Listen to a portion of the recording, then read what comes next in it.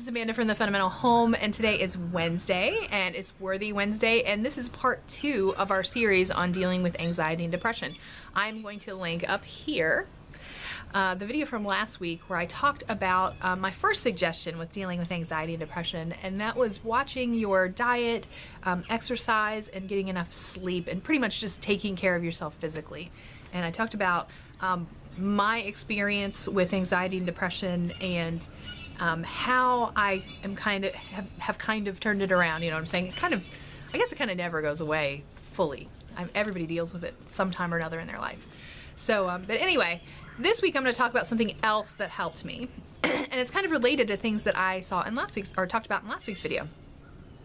And that is, I talked about how I basically had gotten stressed because Ricky had gotten very, very sick, and I got to the point where I could not look at things on the internet that were medical related, and I couldn't watch commercials on TV that were related to medical issues, because it brought up all of the stress involved in being concerned for his medical issues. And I couldn't deal with any kind of medical anything ever.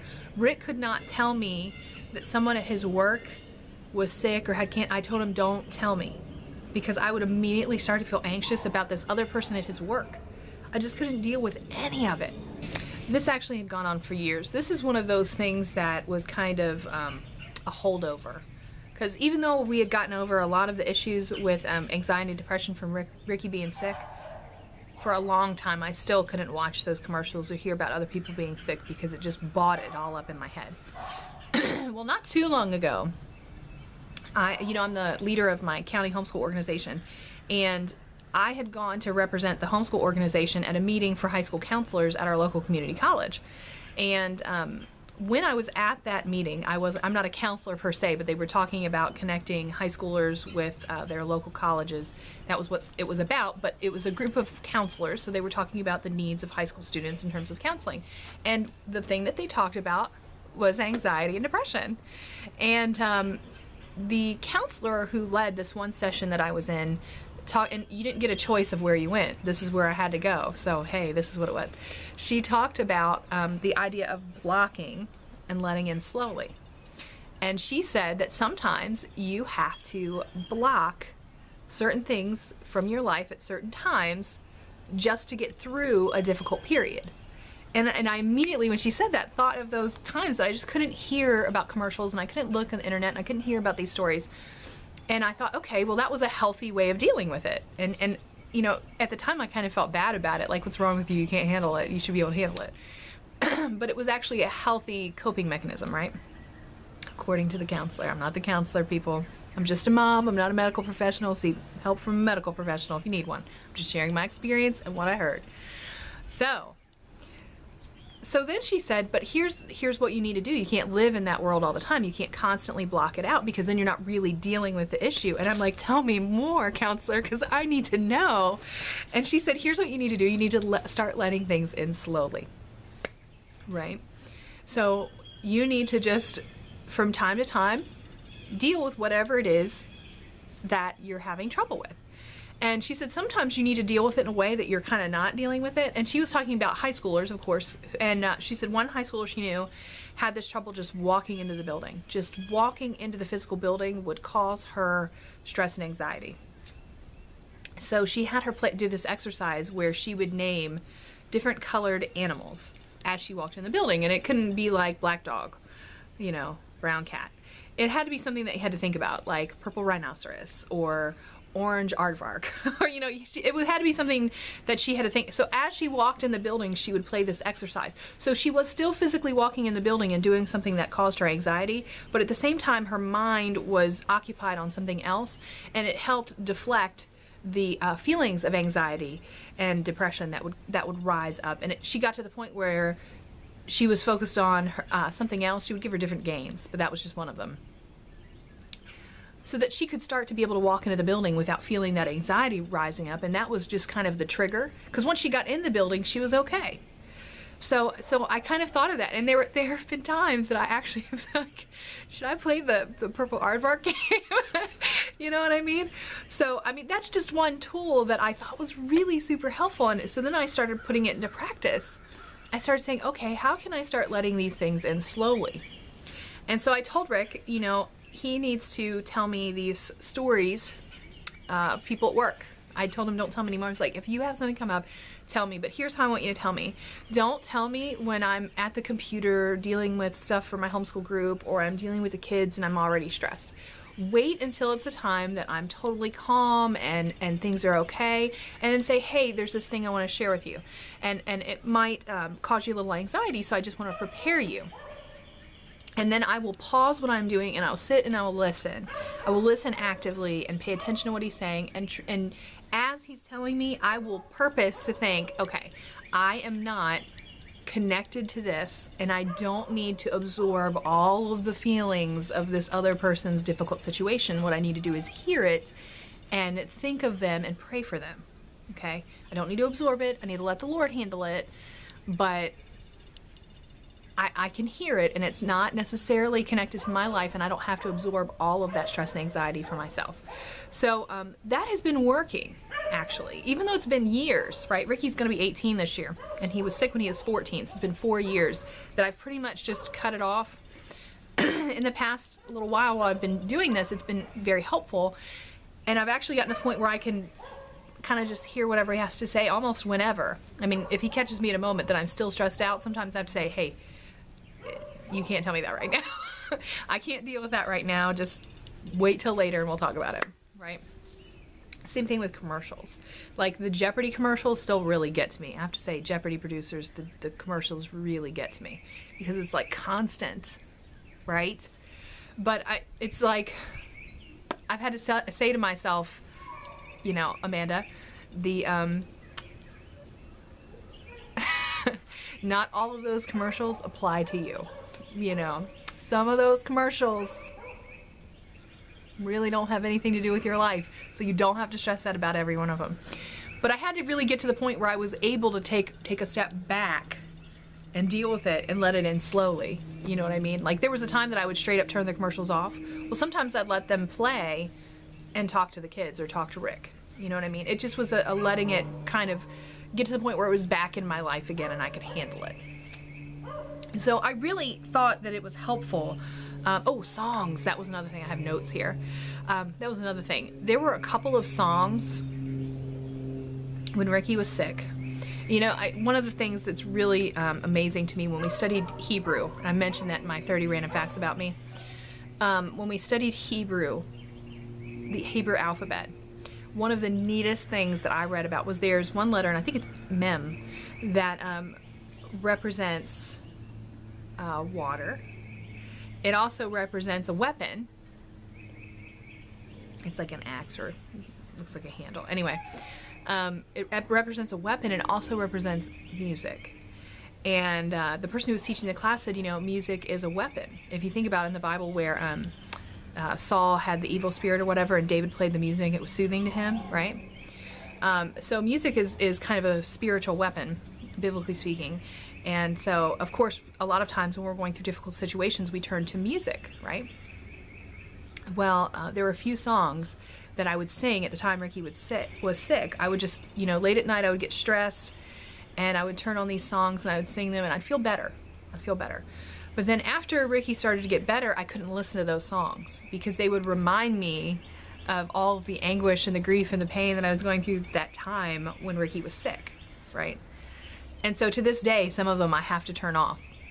And even there's a couple new songs that remind me of those songs, and I can't even deal with those. And first of all, I had to make myself listen to them a time or two. I still don't necessarily like them. There's one that I straight up don't like, that I cannot hear. There's one that I like, and sometimes I think I'd like to hear, and but I can't make myself listen to it, and it's true. And there's another one that had absolutely nothing to do with it, but I still connect it somehow. I think the key in all of this is just to say that I'm still dealing with some of the remnants of this, right? I don't feel like I struggle with anxiety and depression overall, but one song will come on and then I feel all of that anxiety and depression pop up, right? So music has that power. It has that power to bring you back to those places that you remember, and they can be good and they can be bad, right? But it's just the point of not letting that change your state of mental health. Do you know what I mean? It's a song. And I have to tell myself that. And I have to say, okay, just because this song comes on doesn't mean that something bad is going on in your life right now. Okay, it's just a song.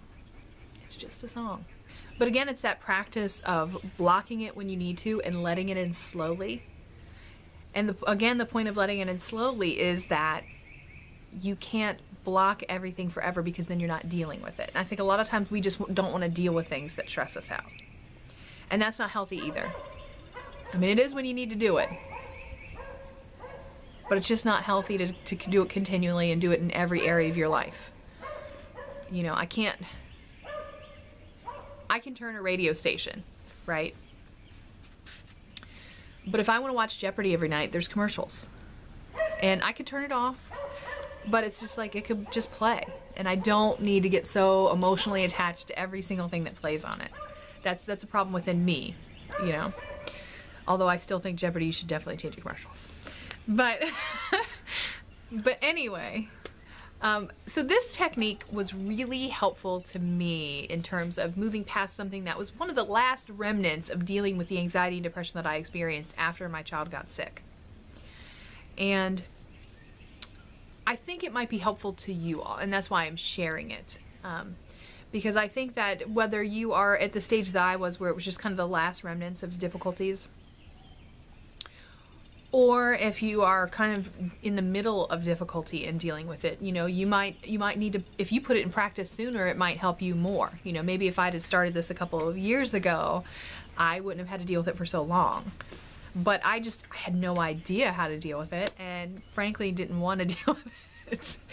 You know, and that's the hard part, really, honestly, is the wanting to deal with some of this stuff. Sometimes it's just so much you just don't want to deal with it at all. But I think the healthy thing to do and the good thing to do is to just deal with it. To suck it up and deal with it, move it on. I think a lot of times people, and this is not to say that all people who do this, but sometimes people do take medications and do some of the other tricks to avoid dealing with what's actually bothering them. And I think that you need to actually just deal with those things sometimes. And yes, they're hard. They're hard. Sometimes we got to deal with hard things.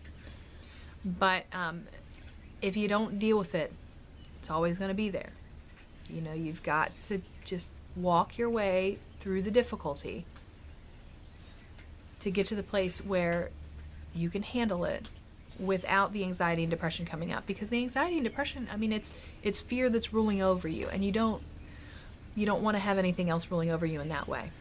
You know, you need to just get control over your own emotions and your own health, and you're going to do that by facing whatever it is that's causing you difficulty. And you might need to do that with the help of a professional. Because I would have never had this idea had I not been to this counselor's meeting. I would have never, ever, ever thought about that. So by all means, if you need to seek one, seek one. And don't feel any shame about it. If there's one thing I'm going to say probably through every video, is if you need the help, seek some help. And don't be ashamed of it. Because, ladies, we've got a lot of folks relying on us. And they need us. And we can't just drop ourselves and use the excuse, and it's an excuse, well, I'm taking care of other people and I don't have time for me. You have to make time for you. That's what Worthy Wednesday is about. We're worthy of our best effort. And you need to put that effort into it. You know, people are counting on you. And you got to make it happen.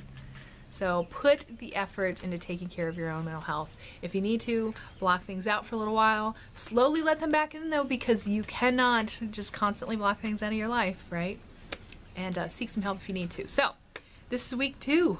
Week 2, first week nutrition, second week block and let in slowly things that are causing you anxiety and stress.